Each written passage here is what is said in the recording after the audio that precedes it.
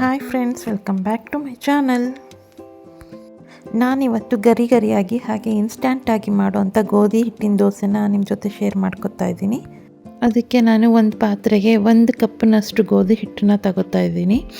ಹಾಗೆಯೇ ಗೋಧಿ ಹಿಟ್ಟಿಗೆ ಈಕ್ವಲ್ ಕ್ವಾಂಟಿಟಿಯಾಗಿ 1 ಕಪ್ಪಷ್ಟು ಅಕ್ಕಿ ಹಿಟ್ಟನ್ನು ತಗೋಬೇಕು. 1/4 ಕಪ್ನಷ್ಟು ಚಿರೋಟಿ ರವೆ ಅಥವಾ ಸೂಜಿ ರವೆನ ಸೇರಿಸ್ತಾ ಇದ್ದೀನಿ. 1/4 ಕಪ್ನಷ್ಟು ಮೈದಾ ಹಿಟ್ಟನ್ನ ಸೇರಿಸ್ಬೇಕು. 1/4 ಕಪ್ಪಷ್ಟು ಕಡಲೆ ಹಿಟ್ಟನ್ನ ಸೇರಿಸ್ತಾ ಇದ್ದೀನಿ. ಬಜ್ಜಿ ಮಿರ್ಚಿ ಮಾಡೋದಕ್ಕೆಲ್ಲ ಯೂಸ್ ಮಾಡ್ತಾರಲ್ಲ ಆ ಹಿಟ್ಟನ್ನ ಸೇರಿಸ್ತಿದ್ದೀನಿ. ಮತ್ತು ಇದಕ್ಕೆ 1 ಸ್ಪೂನಷ್ಟು ಉಪ್ಪು, 1/4 ಸ್ಪೂನಷ್ಟು ಅಡುಗೆ ಸೋಡಾನ ಸೇರಿಸ್ಕೊತಾ ಇದ್ದೀನಿ. ಇಲ್ಲಿ ಎಲ್ಲ ಹಿಟ್ಟನ್ನು ನಾನು ಜರಡಿ ಹಿಡಿದು ತೊಗೊಂಡಿದ್ದೀನಿ. ಇದಕ್ಕೆ ಸ್ವಲ್ಪನೇ ನೀರು ಸೇರಿಸಿ ನಿಧಾನಕ್ಕೆ ಅದು ಗಂಟಿಲ್ಲದೆ ಇರೋ ಥರ ಕಲಿಸ್ಕೊಳ್ಳೋಣ ಅದನ್ನು. ಇವಾಗ ಇದಕ್ಕೆ ಕಲರ್ಗೋಸ್ಕರ 1/2 ಸ್ಪೂನಷ್ಟು ಸಕ್ಕರೆನ ಸೇರಿಸ್ಕೊತಾ ಇದ್ದೀನಿ. ಇದಕ್ಕೆ ನಾವು ನಾರ್ಮಲ್ ದೋಸೆ ಮಾಡ್ತೀವಲ್ಲ ಆ ಹಿಟ್ಟಿಗಿಂತ ಸ್ವಲ್ಪ ತೆಳು ಇರಬೇಕು ಇದು ಹಿಟ್ಟು. ಅಂದರೆ ಹಿಟ್ಟನ್ನು ಹಂಚಿನ ಮೇಲೆ ಹಾಕಿ ಸೌಟಿಂದ ಸ್ಪ್ರೆಡ್ ಮಾಡಿದರೆ ಈಸಿಯಾಗಿ ಅದು ಸ್ಪ್ರೆಡ್ ಆಗಬೇಕು. ಆ ಕನ್ಸಿಸ್ಟೆನ್ಸಿಗೆ ನೀರನ್ನು ನೋಡ್ಕೊಂಡು ಹಾಕ್ಕೊಳ್ಳಿ. ಒಂದು 10ರಿಂದ 15 ನಿಮಿಷ ಈ ಹಿಟ್ಟು ನೆನಿಬೇಕು. ಅಷ್ಟರಲ್ಲಿ ಹಂಚು ರೆಡಿ ಮಾಡ್ಕೊಳ್ಳೋಣ.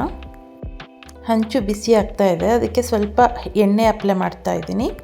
ಜಸ್ಟ್ ಮೊದಲನೇದಕ್ಕೆ ಮಾತ್ರ ಎಣ್ಣೆ ಅಪ್ಲೈ ಮಾಡಿದ್ರೆ ಸಾಕು. ಪದೇ ಎಲ್ಲ ದೋಸೆಗೂ ಎಣ್ಣೆ ಹಚ್ಕೊಳ್ಳೋದೇನು ಬೇಕಾಗಲ್ಲ. ಸ್ವಲ್ಪ ನೀರನ್ನು ಚಿಮುಕಿಸಿ ಗ್ಯಾಸ್ ಫ್ಲೇಮನ್ನು ಲೋ ಮಾಡಿ ದೋಸೆ ಹಾಕ್ಕೋತಾ ಇದ್ದೀನಿ. ಎಷ್ಟು ತೆಳುವಾಗಿ ಸಾಧ್ಯ ಆಗುತ್ತೋ ಅಷ್ಟು ತೆಳುವಾಗಿ ದೋಸೆ ಹಿಟ್ಟನ್ನು ಸ್ಪ್ರೆಡ್ ಮಾಡ್ಕೊಳ್ಳಿ. 1 ನಿಮಿಷ ಬಿಟ್ಟು 1 ಸ್ಪೂನ್ ಎಣ್ಣೆನ ಹಾಕಿ ಪ್ಲೇಟ್ನ ಮುಚ್ಚಿ ಬೇಯಿಸ್ತಾ ಇದ್ದೀನಿ. ಪ್ಲೇಟ್ನ ಮುಚ್ಚೋದ್ರಿಂದ ಬೇಗನೆ ಬೇಯುತ್ತೆ ದೋಸೆ. ಅದನ್ನು ಟರ್ನ್ ಮಾಡಿ ಜಸ್ಟ್ 1 ನಿಮಿಷ ಬೇಯಿಸ್ಕೊಂಡ್ರೂ ಸಾಕಾಗುತ್ತೆ.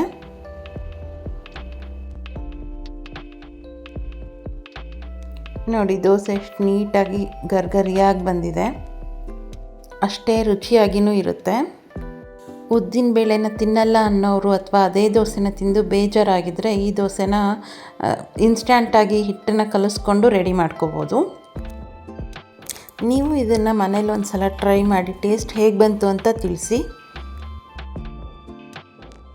ಈ ವಿಡಿಯೋ ನಿಮಗೆ ಇಷ್ಟ ಆಗಿದರೆ ಪ್ಲೀಸ್ ಲೈಕ್ ಮಾಡಿ, ಶೇರ್ ಮಾಡಿ, ಹಾಗೆ ಕಮೆಂಟ್ ಮಾಡಿ.